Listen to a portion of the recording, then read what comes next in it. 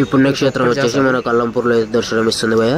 ఇది గద్వాల జిల్లా తెలంగాణ డిస్ట్రిక్ట్లో అయితే వస్తుంది. చాలా అతి పురాతనమైన దేవాలయం అని చెప్పొచ్చు. అమ్మవారి భుజం అయితే ఇక్కడ పడింది అని ప్రసిద్ధిగాంచింది భయ్య. ఎక్కడి చూసినా మొత్తం శివలింగాలే కనబడతాయి. మొత్తం శివలింగాలతో అయితే నిండిపోయిందని చెప్పొచ్చు ఈ ప్లేస్. మెయిన్ టెంపుల్ వచ్చేసి మనకు అమ్మవారికి అయితే దర్శనం ఇస్తుంది. అమ్మవారిని ఫస్ట్ చూసినప్పుడు ఎవరైనా భయపడాల్సిందే అంత ఉగ్రరూపంతో అయితే ఇక్కడ వెళ్చడం జరిగింది. అది చాలా పవిత్రమైన దేవాలయం అని నాకైతే అనిపించింది భయ్య. నేను విజిట్ చేసినప్పుడు నాకైతే చాలా మనశ్శాంతిగా కనిపించింది. ఇక్కడ తుంగభద్ర నది కూడా ప్రవహిస్తూ ఉండడం వల్ల చాలా బాగా అయితే పీస్ఫుల్గా అయితే కనబడుతుంది. ఇక్కడ భక్తులందరూ తుంగభద్ర నదిలో స్నానం చేసి అమ్మవారిని దర్శనం అయితే చేసుకోవడం జరుగుతుంది. ఇక ప్రత్యేకంగా అమ్మవారికి హారతి అయితే ఇవ్వడం జరగదు. ప్రసాదంగా ప్రతి ఒక్కరికి ఒక నిమ్మకాయ అయితే ఇవ్వడం జరుగుతుంది.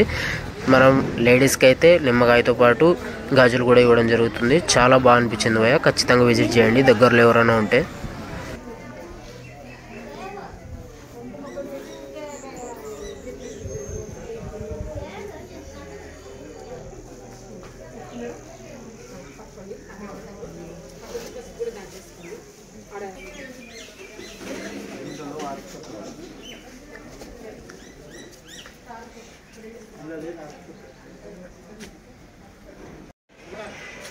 काय ग आरती देता नाही काय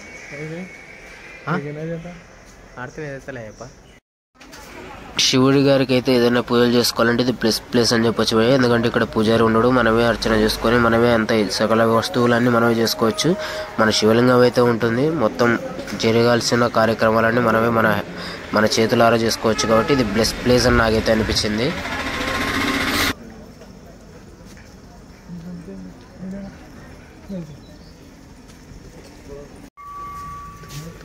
दुंगा यप्पा महिला तो दुंग जेवंटतो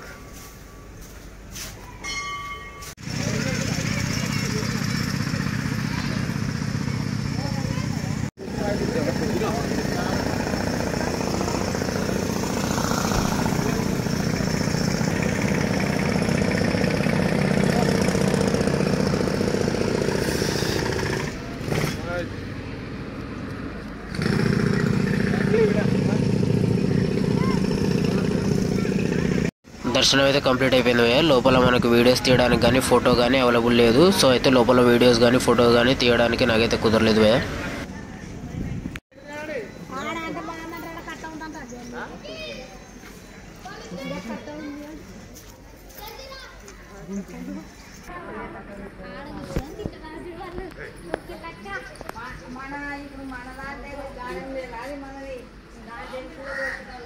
శివుడు